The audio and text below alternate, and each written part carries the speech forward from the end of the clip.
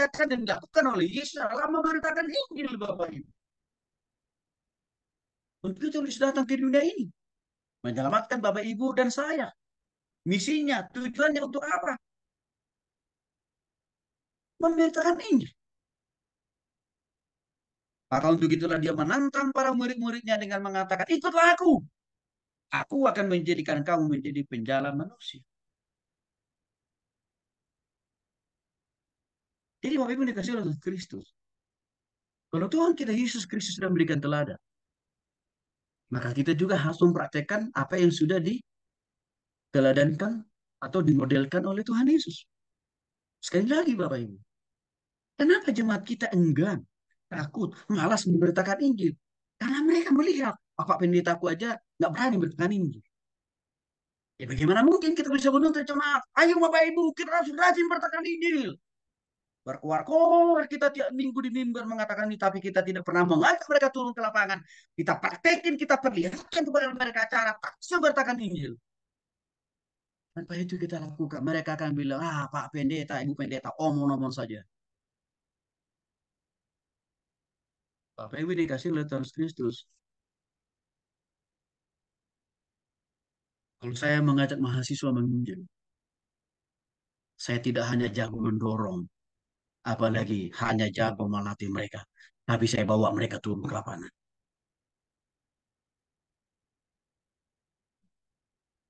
Artinya, apa yang saya seringkan kepada Bapak Ibu ini bukan hanya omong-omong. Bukan. Materi ini adalah akumulasi pengetahuan pengalaman saya di lapangan selama 25 tahun menjadi penginjil. Nah, untuk itu saya bagi semua yang saya tahu, yang saya ketahui dan juga saya alami kepada Bapak Ibu. Maka untuk itu Bapak Ibu yang dikasih oleh Yesus Kristus, orang-orang yang belum bertobat, ateis, komunis, gitu ya,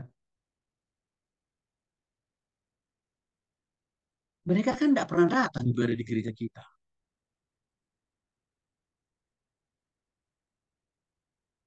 Orang-orang yang belum bertobat itu banyak kan kita temui jumpai di mana di luar gereja kan.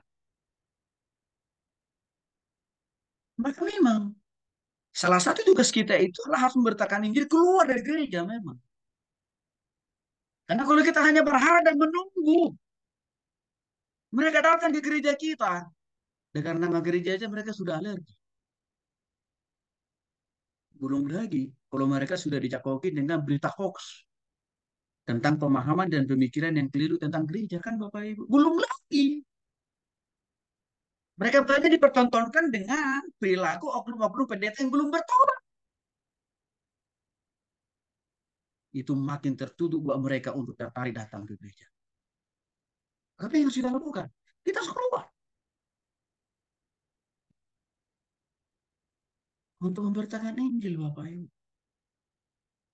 Di mana posisi mereka itu? Di pasar, di jalan, di rumah-rumah mereka, di tempat usaha mereka. Sini posisi mereka. Maka kita yang harus jemput bola. Untuk pergi.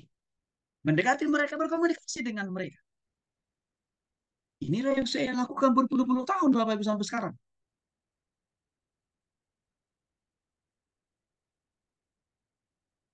Kalau saya naik bis dari Bandung, dari Jakarta ke Bandung dan sebaliknya, yang selalu ada dalam pikiran saya cuma satu. Ini harus jadi jembatan. Saya naik bis ini untuk bertahan ini.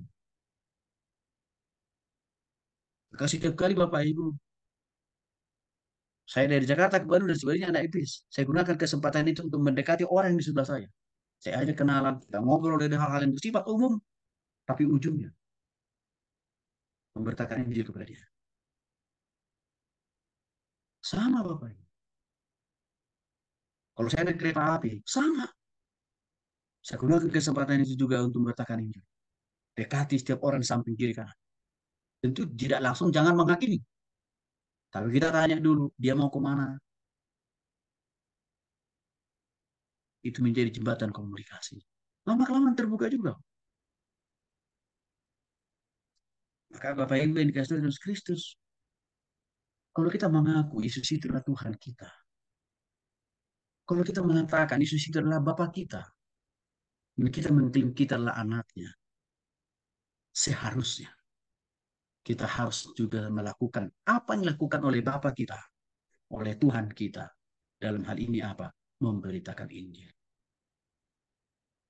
Orang Kristen hari-hari ini terlalu mudah dan gampang mengatakan, aku anak Tuhan, engkau anak setan, kan gitu ya.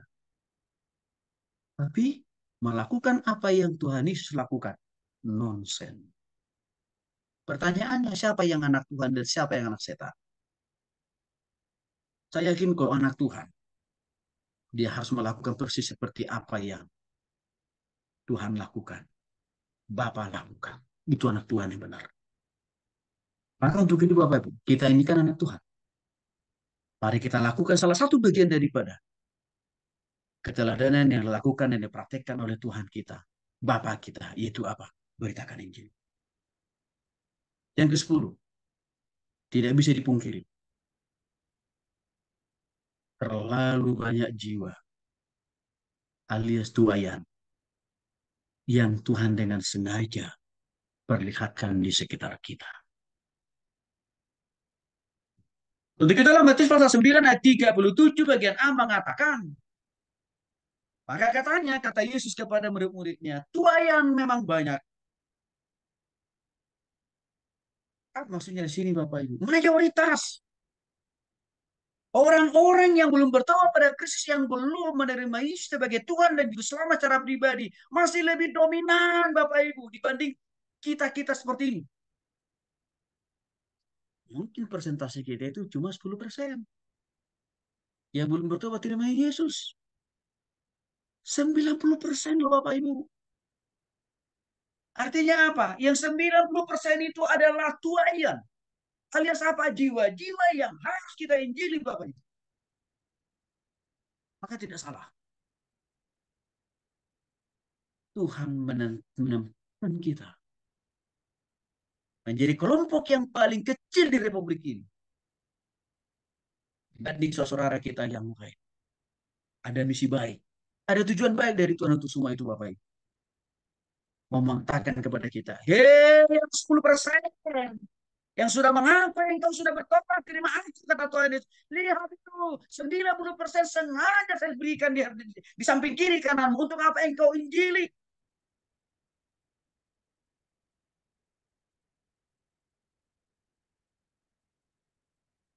Jadi kita nggak usah berkecil hati. Kalau orang lain sering mengatakan kita itu paling minoritas. Kalau saya sih bangga. Karena keminoritasan kita itu menjadi kesempatan alias peluang yang dipakai yang diizinkan oleh Tuhan untuk apa? Memberitakan Injil kepada yang mayoritas.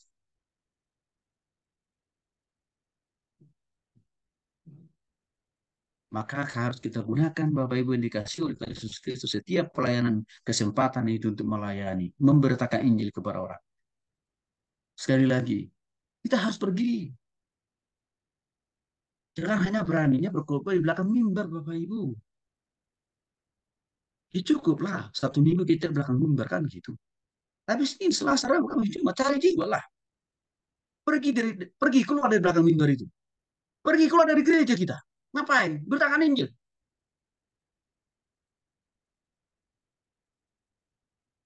Karena sekali lagi Bapak Ibu, orang-orang yang belum percaya kepada Yesus, gak otomatis mereka langsung berbondong-bondong datang ke gereja kita lalu ibadah minggu. Enggak. Apalagi kalau mereka sudah punya agama, apalagi kalau mereka sudah punya keyakinan. Gak mungkin mereka langsung datang, Pak Tony saya mau dibaptis. Ada kalanya seperti itu, tapi itu sifatnya parsial, tidak massal. Artinya apa? Tuhan masih mau memakai kita untuk menjadi apa? Pergi keluar dari gereja, yang berarti. Maka sama Bapak Ibu. Hari Minggu saya khotbah di gereja saya. Tapi ini sahabat kami cuma pergi keluar loh Bapak Ibu Injil. Jadi saya tidak peduli. Orang saya Injil itu nanti akan menjadi berjemaah di gereja saya atau tidak. Itu bukan urusan saya. Kalau ada di antara mereka mengatakan, Pak Tony di mana gerejanya Pak? Saya mau ikut. Oh akan saya kasih alamat gereja saya. Tapi kalau di antara mereka, iya, menganggap, oh Pak Tony, Saya tetap bergereja di gereja saya, Pak ya. Tapi saya bersyukur kepada Tuhan karena lewat Pak Tony saya boleh mengerti betul untuk apa Yesus mati dan bangkit. Alias apa? Saya diberikan pemahaman pentingnya bertobat terima Yesus. Itu juga mulia di hadapan. Itu Bapak Ibu yang dikasih oleh Tuhan Kristus untuk memenangkan jiwa-jiwa yang begitu banyak, tuain yang begitu banyak. Kita nggak bisa seorang diri. Kita butuh tenaga. Gimana caranya? Supaya lebih banyak orang yang punya hati seperti kita untuk juga punya hati yang sama bertakan Injil. Kita harus melakukan latihan. Mari kita latih para jemaat kita. Pengerja penatua kita untuk menginjil Bapak Ibu. Lalu kita gerakan mereka untuk bertakan Injil kepada semua orang. Hal yang sama kan Yesus lakukan juga.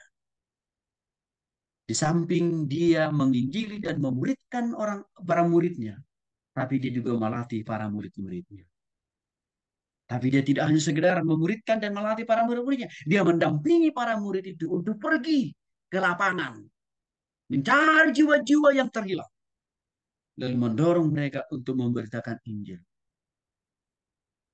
Ada yang secara pribadi-pribadi, ada yang berdua. Dan Yesus memantau. Yesus melihat bagaimana cara mereka memberitakan Injil itu. Begitu Bapak Ibu dikasih oleh Tuhan Kristus. Materi kuliah ini tolong Bapak Ibu pakai menjadi materi latihan penginjilan di gereja, di persekutuan, atau di tempat Bapak Ibu melayani. Bapak Ibu nggak usah cari lagi materi-materi dari tempat lain. Cukup pakai ini saja.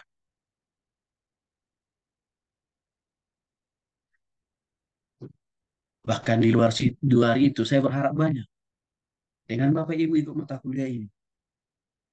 Gunakan mata kuliah ini juga materi kuliah ini untuk apa? Bapak Ibu tawarkan latihan-latihan pemimpinan di gereja-gereja orang lain. Supaya apa? Supaya kita sama semangatnya, sama kerinduannya untuk memberitakan Injil. Itu juga alasannya. Kenapa setiap tahun Bapak Ibu, saya selalu melakukan latihan penginjilan. Di samping saya tawarkan ke gereja-gereja, ke persekutuan, saya sendiri buat sendiri latihannya. Dengan mahasiswa-mahasiswa di kampus-kampus umum saya layani. Ayo kita latihan penginjilan. Hasilnya apa Bapak Ibu? Setiap semester, kalau ada tingkat mereka yang baru datang, ah, ini kesempatan berpraktek. Jangan saya lagi menginjil.